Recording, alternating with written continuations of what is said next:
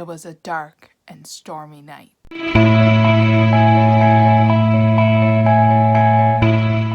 Hello everyone, welcome back to my channel. Please excuse the fact that I do not have an intro.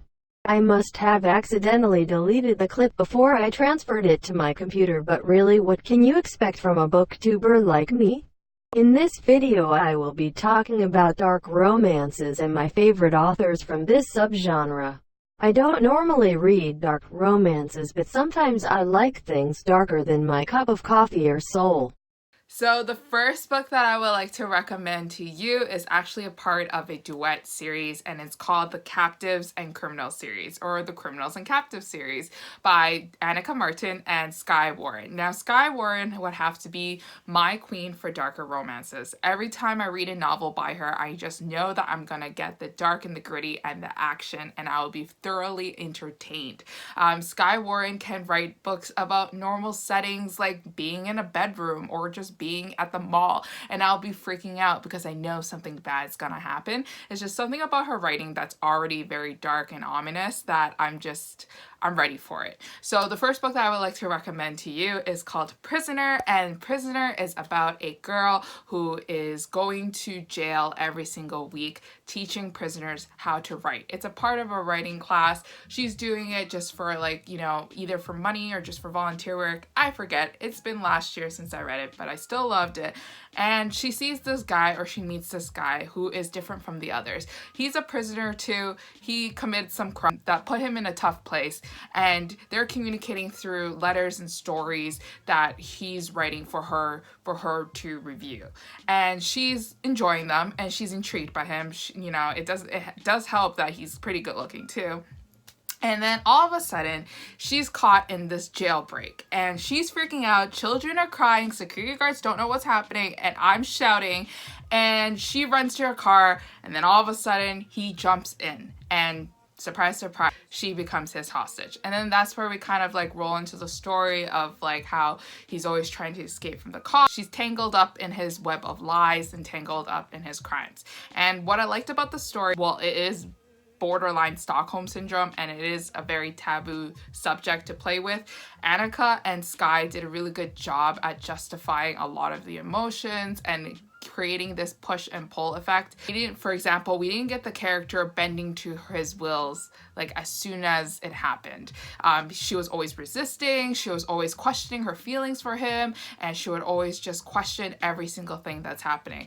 And that's why I love the book, because if you don't fight for it, or if there is no fight for the emotions that is happening, then it just can be labeled as Stockholm syndrome, and that's not a romance. That's a creepy thriller, and that's not what we want. We want something true, and we want something real. So the second book that I would like to recommend is actually book 2 in the duet series, and it's called Hostage. And this one follows 2 different characters, but they're following the same timeline as the first book. So you get 2 couples, 2 books, but one same timeline as it happens, which is a very interesting concept, and I really like that because it gave a unique twist to series and to duets that I normally read. Usually it happens the timelines are usually the first couple is established, and then we get the second couple establishing their relationship, but now we get 2 couples establishing at the same time, which I really enjoyed. Hostage follows a similar situation where the person, the girl, is just unwillingly just put in a position where she just doesn't know what to do, and it's kind of taking her against her will. So this happens to our main character, who is this really rich girl, and she's part of the elite. She does not fit in with the main characters. She does not fit into his crowd. It's filled with crime, bloodshed, and killings.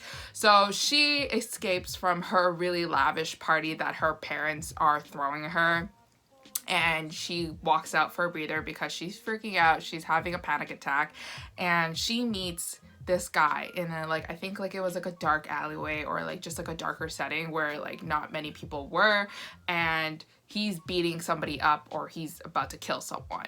And so she's caught up in this situation where she's a witness to a crime, and he has to do something about it, which is you know, kidnapping, or at least keeping her hostage against her will.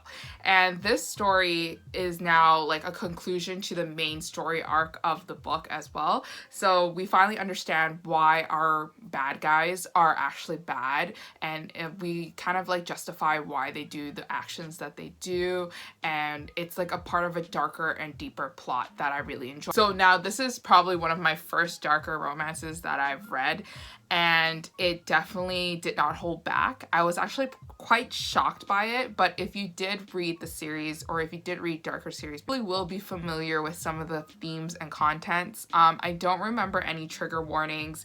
I know that like bloodshed and like possible rape and killings is probably one of them, so definitely be careful when you're reading darker romances, and make sure to do your thorough research before you invest time into a book.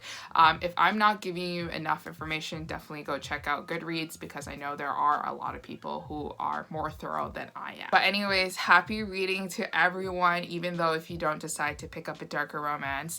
I hope you guys pick a book that you guys thoroughly enjoy, and I'll see you guys next time. Bye. Can't let you go. I can't let you go. 우리 운명적 감각을